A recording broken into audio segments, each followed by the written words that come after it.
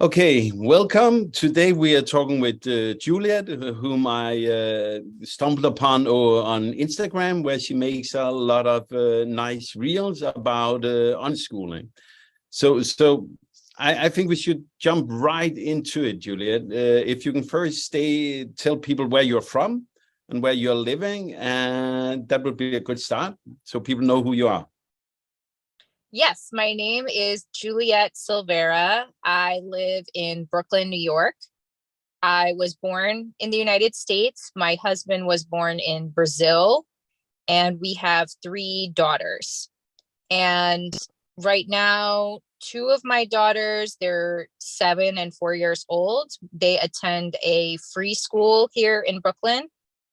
Um, but I'm one of these unschoolers that will, like, for me, it's very much what my child desires or is craving. So I am not anti-school. I'm not anti-homeschool.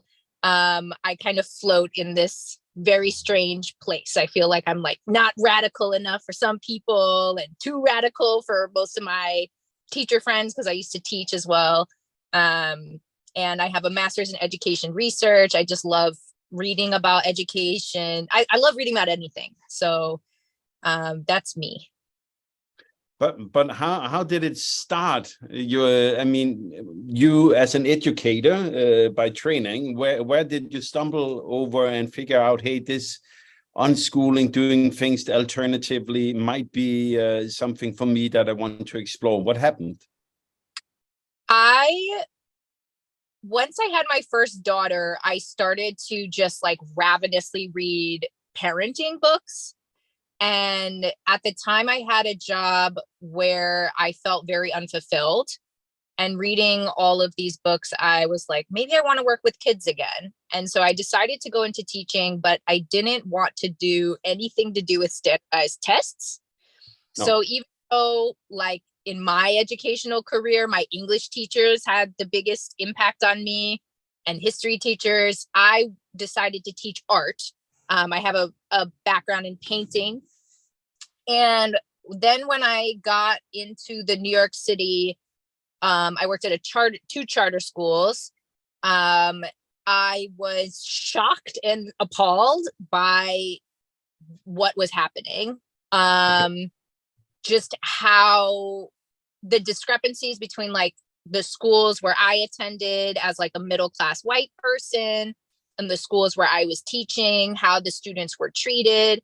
And what was most alarming to me was all of the parenting books I was reading, like the latest research on what's cognitively healthy for kids, time outside, time to move their bodies, um, things about intrinsic motivation. None of that matched what we were doing. And then the more I started looking for options for my own child, I realized that that wasn't just like these schools for poor kids, quote unquote, but for a lot of the public schools, like recess is 25 minutes long. No time to play. Yeah. Um, Kids are being bribed with like, the dojo points and these little like, there's a school nearby that's like bribing the kids with these little desk pets. It's like these little plastic toys where it's like, oh, you can feed your desk pet if you're doing a good job. Stuff like that. Just really bothered me. And I also found it alarming how many of my colleagues also didn't know any of the science of child development or why I found these things alarming. So that's how I wound up that rabbit hole. I think I started reading about like Montessori first. And then from reading about Montessori, I read about some of these other pedagogies. And I don't remember what brought me to unschooling, but I listened to like the Honey, I'm Homeschooling the Kids podcast is a great one. Fare of the Free Child. I started listening to these different podcasts. And then I also met some unschoolers whose kids were like very intelligent and very Okay. normal. Because when I was growing up too, the only people that I knew that homeschooled were like Amish. And, they're we're just so culturally different that to us, they, we're like weirdos. But that wasn't the experience I had with homeschoolers here in New York City. And that's, yeah. And now I'm at this free school where there's like a lot more like-minded parents. Yeah. But you're on your Instagram, you're vocal about it, and at the same time you also put your face out in the reels. And have you had any backlashes? And I mean, what about your mom? How did she take the whole, hey, we want to do it differently?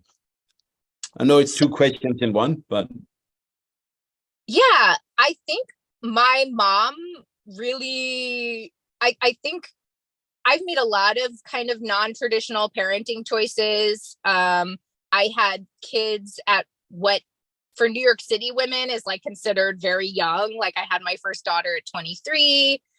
So I had 3 kids before the age of 30. I did extended breastfeeding. We live in a very small apartment. Like some people will be like, oh my God, how do you guys know? Cause you live in a van. But my priorities are just very different. And I think, but both my parents see my relationship with my children and they haven't expressed any issues with it super openly, which is really great for me. When it comes to being out on Instagram, or I'm actually even more active on TikTok, there's always going to be a lot of haters. What's frustrating is that a lot of the algorithms are driven by engagement. So sometimes if I put any post that even alludes to something politically, usually it's the people who disagree who will be the most engaged. And then it's getting pushed out to those people. And you're like, oh my gosh, this is not reaching the audience I want it to reach. But I've been very pleasantly surprised by, on Instagram stories, you can see people who are looking at your stories, right? Yep. And there are old colleagues of mine from the schools where I worked at. They don't really comment very much. They haven't reached out to me, but they keep looking at my stories. Like, for months, I'm like, oh, this person is watching. So they're at least curious. I think if they hated my content, they probably want to keep looking at it. So yeah, sometimes I hold back a little bit, like, because I don't want to throw people under the bus that I used to work with, calling people out for policies that we did or meetings about this, where I was silently sitting there going like, oh my God, I can't believe we're doing this. This is also like a common trap that you fall into when you become an unschooling parent, to talk about all the negative things, elements of schooling, and how badly it's done and how poorly it's handled and how it affects the children negatively. And it becomes this negative talk. We talked about that a lot our first years as unschoolers, that we would very often fall into the trap of talking about all the things we disliked, and we made the system. We tried to make a hard policy of just discussing the things we like about the choice we make, not so much discussing the things that we don't like about the choice, that the thing we didn't do when we didn't put the kids in school. Fuck, shut. You have to put a beep there because we have an American audience. Yes. We swear a lot in Europe, or at Okay, least in Denmark. Find your number. The chair just broke just behind continue. my back. No, I can sit like this. Okay. So my point is, how do you balance that act of, because I think sometimes when I try to avoid the criticizing of the schooling, I'm being a little bit false. It's like a fake version, because deep down I believe a lot of negative things about schooling, and then I don't say it because I don't know, people tend to get very frustrated when I do. I maybe, instead of only talking about what I like about my choices, I talk sometimes about some of the benefits of school itself, not necessarily my choice, but that's also a fine line to walk, is I'm very much an advocate for school change. I know that unschooling isn't going to be an option for a lot of families. So I'm very much making a lot of my content to push change, to help more parents like wake up to the fact that what we know with child development science is not what's being implemented, especially in America, with the policies in school. So yeah, I don't shy away from necessarily saying negative things, but I do talk a lot about what I think we could do to change things, and try to rally more parents, because in America, at least, the loudest kind of parents at the school board meetings are the ones that are like, you know, trying to change history textbooks and not about evolution. And, you know, they're very active at school board meetings, whereas parents who are more like me, who might just be like frustrated that there's not enough recess, aren't the necessarily ones showing up to school board meetings. But we're based in Europe, and maybe at least a good chunk of our followers are. So would you, I don't know how the American school system currently is like. To be honest, I just imagine something like what I know from Europe, like an average of European schools, which are very different. Could you somehow sum up how's it going over there? What's the status? So for instance, when it comes to play-based learning, I think countries like Denmark, like Germany, Finland are pretty far ahead of us. We know that children learn best through play, but in the United States, testing with the No Child Left Behind, these different policies where they were trying to improve the education system, they did that by like pushing these standards and these tests, and then they tried to incentivize better test scores by creating things like charter schools. Charter schools don't have to follow the same exact laws as a regular public school. They have some flexibility, but they only, depending on the state, they only get to remain open if their test scores are improving or that they're scoring higher than the regular public school. The idea was that this would help. How is it different again? Would you explain that? So I'm sorry, but I need to understand it. How is it different if they still have to do the testing? What's different? That's a brilliant question, because is it really different? I'm just trying to understand it. So for instance, the charters here in New York City, you are allowed to hire a certain number of teachers that don't have a teaching license. You can make your own school schedule. So, and this is how they start to game the test scores a bit. So for instance, the charters where I worked, normally in the regular school system, the spring break happens in like March or April. Something is like right before when the students take the standardized math tests for the state. But at the charters where I worked, their break was like a month later, so that they get that extra week of text prep time right before the math standardized test. Or they can have the school day be slightly longer or shorter. Or what else can they do? Like, you know, if the district picked out a certain curriculum, charter schools get to do their own thing, right? But they get to do their own curriculum. Just clarifying, they get to do their own curriculum, but they need to do the same test. Yes. That's brilliant. So yeah, no. Ironic. Yeah. Earlier I was about Montessori, you know, because there are charter schools that can do Montessori. Well, Montessori doesn't do standardized testing. So the places here that offer Montessori only offer it up until the end of like second grade, because starting in third grade, they would have to do the tests. Okay. So And what's happened is, in an effort to prepare for the tests, academic work, like worksheet work, has just gotten pushed younger and younger and younger, to the point where you have like neighbors of mine whose like 3-year-old goes to a daycare where they do worksheets, and the parents think that that's a good thing, that the kids are learning that way.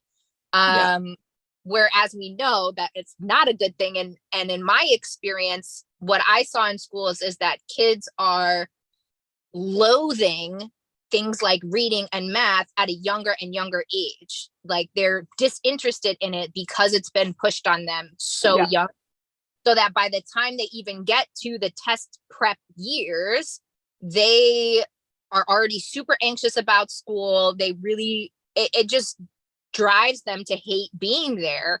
And, you know, you see it all across the country. Our youth mental health is deteriorating really, really fast. And that's why I'm like, okay, I know you guys obviously didn't love everything about the European school system. But I look over there with some degree of envy. Those are kind of the changes that I would like to see here, is more Just make sure you look to the north. Say again. Just make sure you look to the north of Europe then. The South European is very strict. With you're right about the Scandinavian and the schooling in Finland being better. But yeah. I have friends here in New York City. I have friends from all over. I have a friend from France, for example, who was like fast tracked to kind of like the lower, you know, oh, you're going to be like a seamstress or something in France from a very young age, like told that they were really bad at math. Yeah, all of those things. Why not destroying the child from the start? Yeah. United States and started doing coursework here, and his college professors were like, oh my gosh, you're really good at math, like you might want to consider this, this, and this. And now he's like I want to say he's like a radiologist or something. He works in a medical office. And it's just crazy how like you take these kids who are like, you know, they're rambunctious little kids, and at that early of an age, be like, you're smart, you're not smart. You go this way, you go that way, from like when they're 5. It's just bonkers. So, but how would you see it, the change? I mean, so personally, I mean, we're on the same path in life somehow. We're unschooling 3 children. We have 4, but 1 is an adult. It's hard to unschool someone who's 24. 23. Whatever. But I've kind of given up on the whole idea of schooling. So I have a problem with the idea of a curriculum as such. The idea of someone else deciding for the children what they are supposed to learn. I have a problem with the batch teaching, the batch living. I have the problem with putting all the kids together based on their age. I have a problem with everything compulsory. Like I like the idea of the freedom of the children, that any education, any learning, any activity basically should be voluntary, especially when you're a child. When you're an adult, maybe you have some obligations, but when you're like 9, you don't, basically. So I'm just curious as to how would you see the American school system change and evolve into something that, you know, you wouldn't dislike that much, or that you would maybe even like? Yeah, this is where me and a lot of the unschoolers kind of diverge a little bit, because like when I was working in the charters and I wanted to switch to a school that was more progressive, it really bothered me that in order to do that, I would have to not serve the same public school student body that I wanted to serve, and only serve like rich kids. And in the unschooling community, I feel like there's a lot of people who are like, the system, we can't change it. It's inherently flawed. So I just got to do me. And like, yeah, worry about your family, but there are millions of kids in this system who are going to be there, whether you choose to unschool or not. And, you know, do I owe anything to them? Not necessarily, but I do desperately want to help them. So while I don't think that we can, you know, in some people's mind, it's putting lipstick on a pig. I say put the lipstick on the pig because, you know, any improvement is a big improvement for the mental health of those students. If I were to make my like dream school schedule for the US public school system, it would include like a tiny bit of structured mathematics and literacy in the morning, and then the kids would play all afternoon. And you would have teachers who understand like the value of play and are trained more as like facilitators, like, you know, for school teachers who can like not do top down, like this is how we play, but like understand how to observe children and like see, oh, this student is really into like whittling things, or this student is really into this, like I'm going to put fuel on that fire, I'm going to give them access to this or that activity or person or material. We don't do any of that right now. Like there's like teachers don't know their students most of the time. The time of day where you would get to know them really is like when they're doing open-ended things, because that's when you see what they're interested in. And most of the like teachers in my school, it's like, oh, we dropped the kids off for recess and now it's time for the adults to have a conversation, as opposed to like, oh, wow, like this student loves rubbing chalk all over the ground. So yeah, I would have way more unstructured play for elementary school students. And then I think what is an elementary school student? How old are they? We use other terms. 5 to 9, 10. Okay.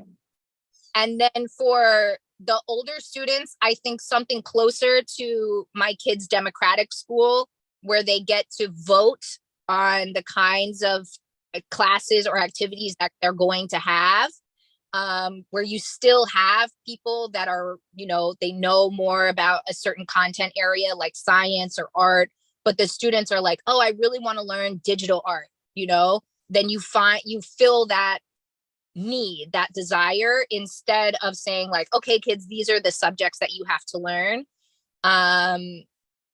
Yeah, just giving kids much more of a say.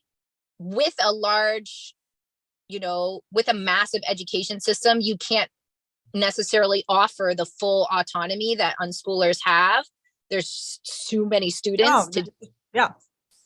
So on a practical level, if I had to look after 25 children instead of 3, I would have to add some structure that I don't have to do now that it's only 3. I can manage that.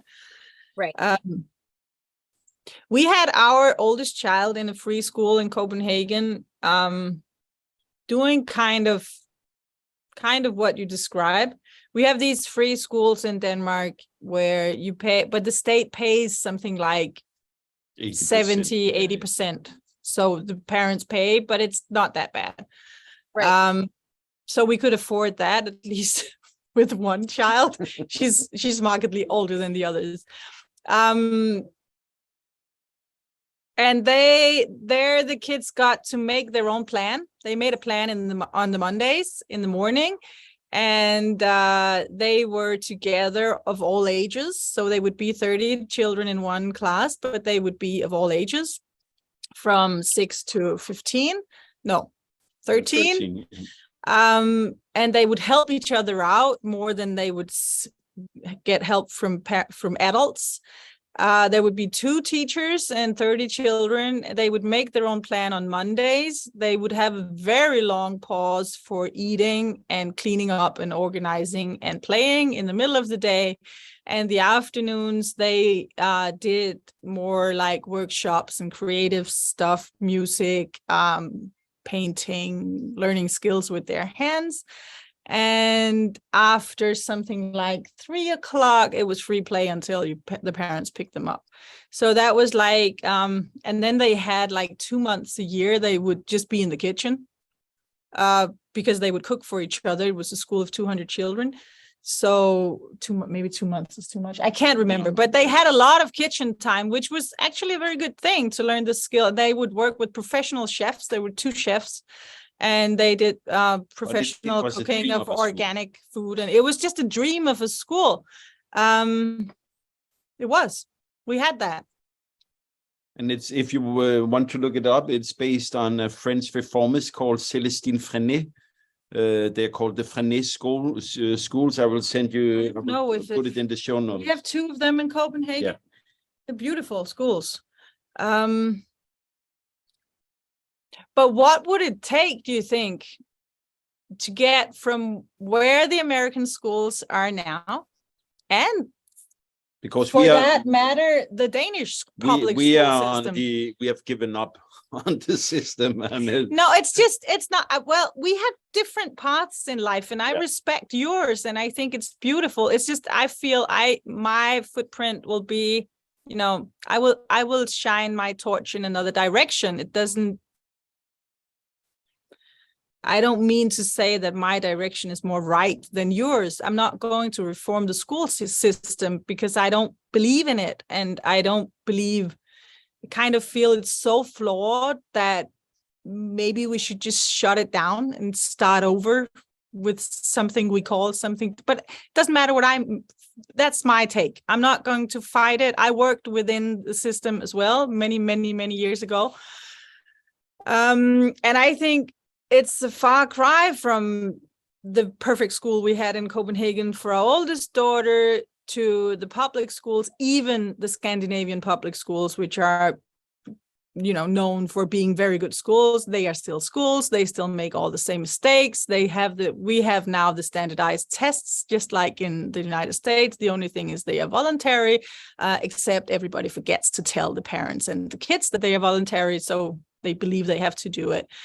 How do we get from here to there?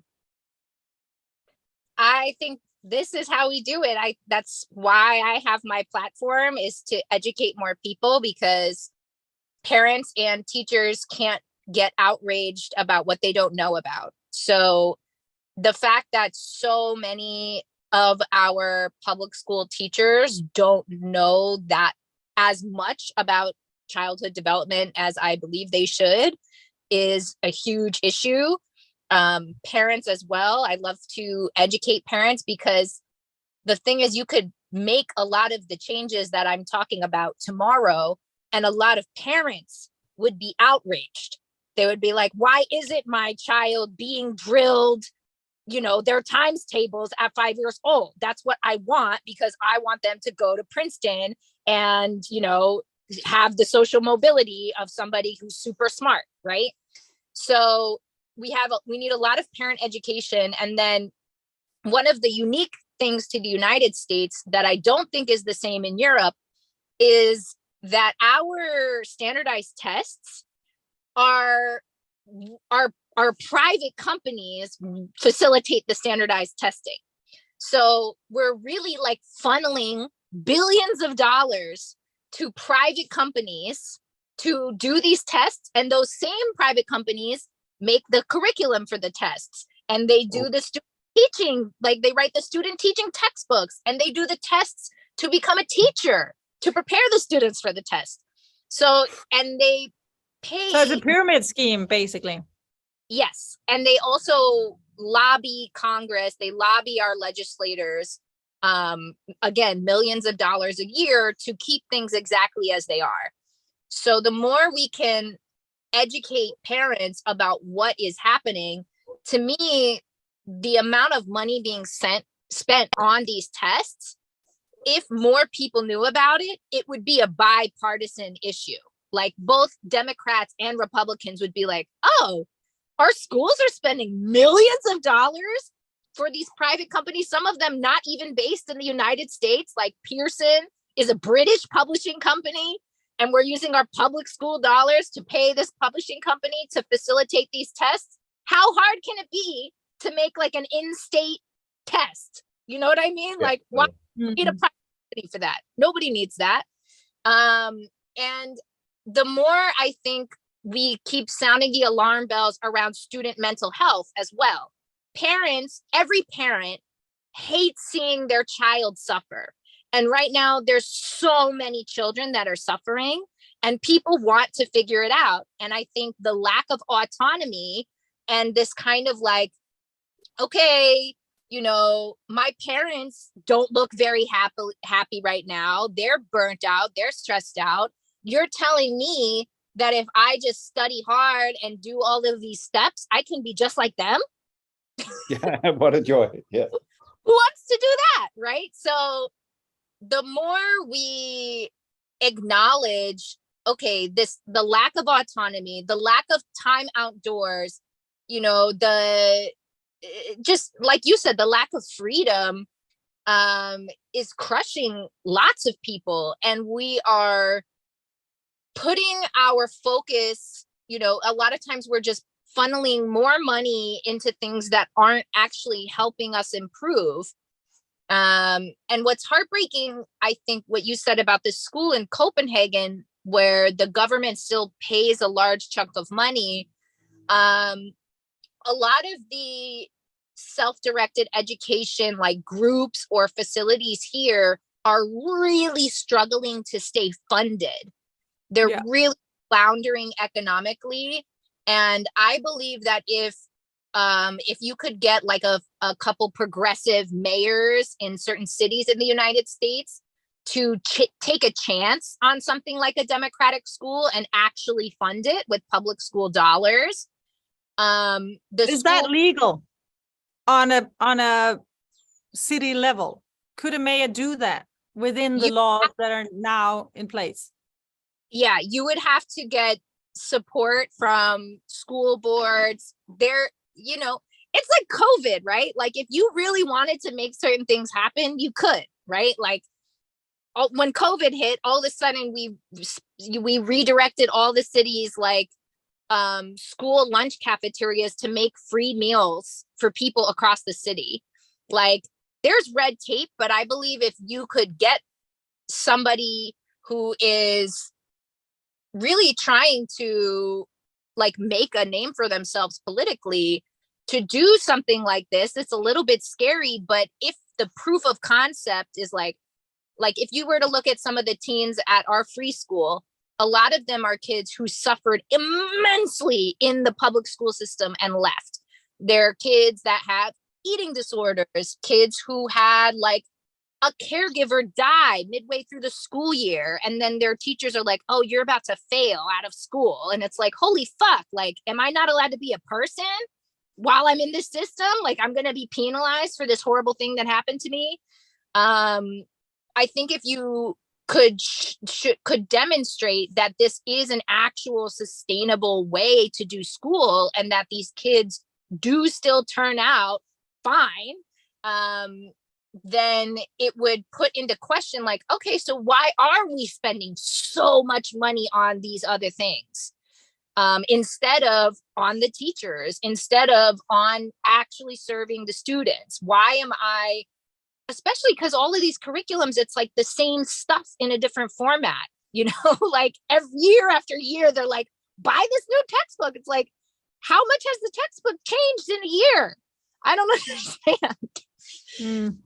Juliet, one of the things I hear you talking about is as a parent, you should have more knowledge. As a teacher, you should educate yourself better on what is actually we know works from the research. And it made me to think about my travel as a parent, because I was, you know, in the public school system, and Cecilia explained, hey, we could put our daughter in this alternative school. And for me, it was just like, why that? There's nothing wrong with the public school. Very classical dad-like behavior. And I remember the shift when our oldest daughter, now grown up, she sometimes came and asked for stuff I didn't know. And my normal response was, go ask your teacher. Whereas with my homeschooled, unschooled children, when they ask me stuff, I'm like, okay, shit, I need to go figure that out Look it together up, with you. Because now it's my responsibility, and I have, since taking this choice in life, I've been thinking a lot about personal responsibility as a parent. There is something that is very easy about sending your kid to a school as a parent, because if the child flaunts, I can't remember the correct name, but if they fail in one of the subjects, it is not you as a parent who are to blame. It is the school, it is someone else. So there's something about this not taking responsibility that I think it could be wonderful if we could help change somehow. Because I think that's one of the problems. It is super easy. But I think there is a catch there, that if we start talking to the parents about taking home the responsibility, you own the responsibility of your children and therefore of their education, you might get the parents who get very ambitious about their children learning the same thing as the school system would teach them, just better, where you never get out of this idea that we as the parents or the adults or the government can make a plan for the children, and then they will be safe. If they score high on all these things, then they will have a good life, and then we're all happy. I think facing the fear that it's kind of scary to be a parent, it's kind of scary to have responsibility of other people. You never really know. And I think we made up this fake system that if you do well in math, then you'll do well in life. And it's very obvious if you look at it from the helicopter perspective that is not true. As you say, maybe, okay, you do well in math, but you have an eating disorder and you feel like shit in life. This is flawed somehow, that we're trying to make ourselves feel good and feel safe. I've done my part by either sending them to school or taking them home, but giving them a curriculum, making sure they learn these things without questioning, are these the things that will actually make them into young adults ready for life? I think that question is never being asked. And the thing I never didn't share before in this conversation about the perfect school we had in Copenhagen is that this school was under attack from the parents. It was not the government. It was not our laws, because we have the free schooling in our constitution. It was the parents. Exactly what you said before, like, why is Adam not reading yet? Now he is 8. And the parents start panicking, and they want the textbooks and the worksheets and the results.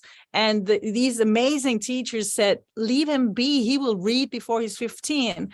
But they couldn't, they would lose all their customers if they didn't somehow comply. And it was a very, very, very hard thing to keep this school on track. So when I ask you, what do you think we need to do, or what would it take? I am worried about, can we educate all the parents out of their own fear? I think it's also really interesting. One of the questions I posed on one of my TikToks was like, who is responsible for trying to educate parents? Because right now it's like we educate postpartum women, call the hospital if you're bleeding too much. And beyond that, it's nothing. Like, not even like, oh, make sure your baby moves. Like, the amount of instructions or lack thereof that I was given by my pediatrician on very basic things is like alarming to me.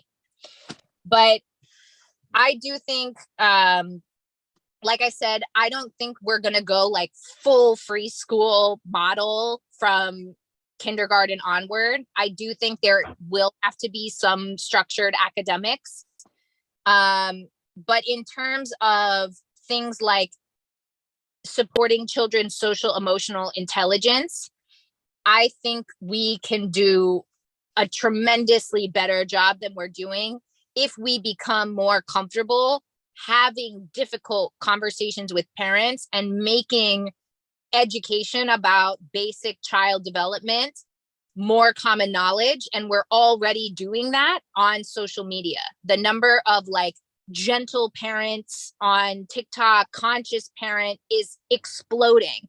People are starting to, the neuroscience is starting to be more common knowledge. This idea that spanking kids is damaging, that when your kids Spanking kids is illegal. In Denmark. Not Where I come from. Not in the States, yeah. Not in the States. It's listen, shit. it's legal in schools in the United States. Can you come into the next century over No, but it's so fun. Sometimes, you know. I didn't know that. No, but Denmark, we are like, sometimes we're looking to the States for all our fashion and different stuff. And it's like, they are the forerunners. But on some things, on Hollywood movies and stuff. I'm shocked. I didn't know that. No, I knew. No. Oh, shit. Yeah.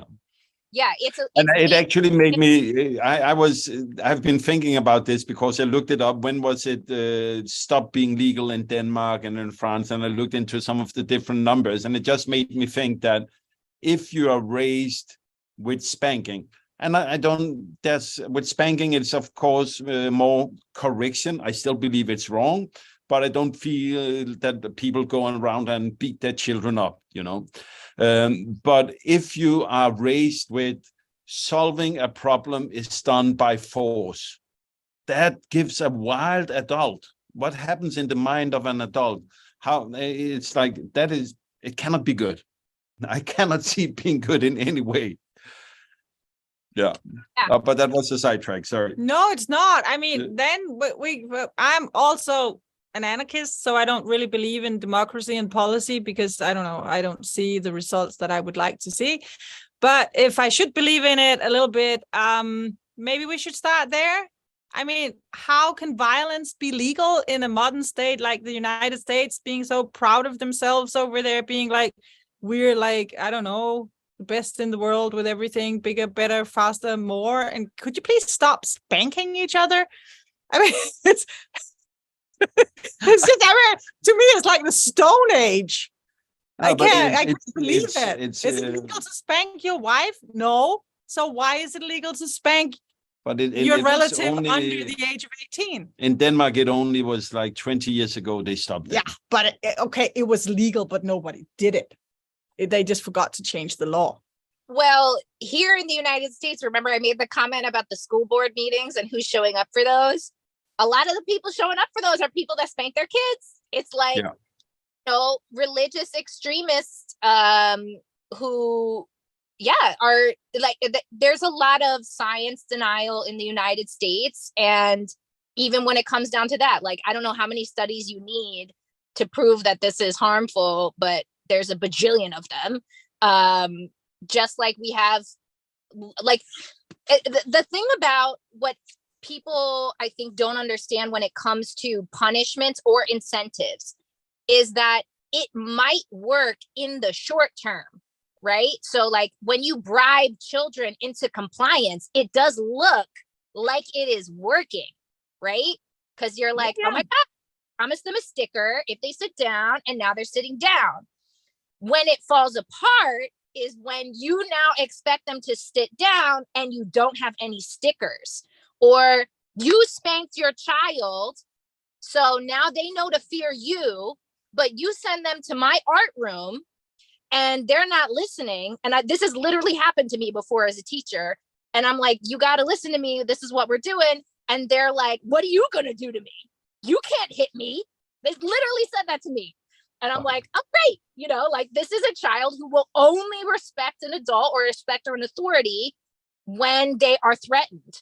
And otherwise they're like, fuck you, lady. I don't have to listen to you. They don't understand why you would want to comply. Like, what's in it for me, right? So that's, I think people lose sight of what we want long-term for children. Like you said, like, what is the real goal? Is the real goal to go to Princeton and make $1 million? Or is the real goal to arrive to adulthood with like a strong identity, with strong mental health, with like good interpersonal skills, with an idea of what you want to do to contribute to the world, as opposed to like, this was the pre-scripted way that I thought you could contribute to the world, and this is what you have to do, but I feel dead inside. What do we really want for young people growing up in our communities? Yeah, and it's hard. Like, I sometimes avoid putting things in my profile that would turn off people that spank their kids or do this, because I kind of want to like see how far they can get into my content before they're like, oh, I'm not supposed to like you. You believe in like liberation and stuff. Like, because some like each video I just posted is getting traction again, where I'm talking about my kid like talking back, quote unquote, to me. And somebody left a comment like, well, are they ever going to live in the real world? And I asked them back. The real world, yeah. Right. And I asked them back, I was like, oh, do you think my child needed to obediently, respond to my yelling at them without question in order to be prepared for the real world? And they said, that's not what I said. And so I asked, so what do you mean? Like, what do you think your comment meant? Right. And they never responded, but it kind of, I think it gets the gears turning a little bit sometimes if you can ease people to it, get people talking, be more curious, as opposed to, it's really hard online. People can be really hateful. But I do think that the tides are turning. Yeah. I think hope so. Let's hope so.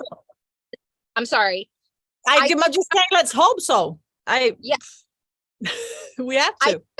Like slavery, right? Or Jim Crow, like how enormous those systems were and how ingrained they were in our society, economic, like at every level of society.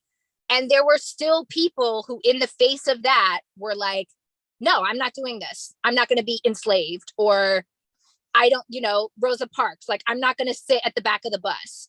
That takes such enormous balls or vulvas. And if we just need more of that. I think people are too complacent. They're not as outraged as they should be about what our status quo is. And the more outrage we can grow, the better chance we have of actually making changes in the system. The sun is setting here, and I think that's a perfect place to end our conversation. Not the same thing. Yeah. Maybe it was a little short, but no. Sunset right now. And beautiful place to end it. Let's be a little outraged. Let's be more outraged. And thank you. And Juliet, wonderful to talk to you, even though we are on the much more radical side. There is definitely a need for people like you, and for the people who want to reach out to you and connect with you. Can you please list where they best can do that before we end the call?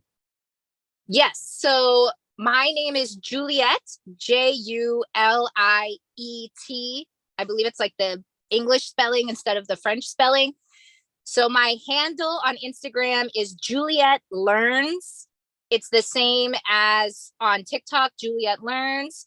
I do parent coaching. I do talks in schools. You can also email julietlearns@gmail.com to contact me.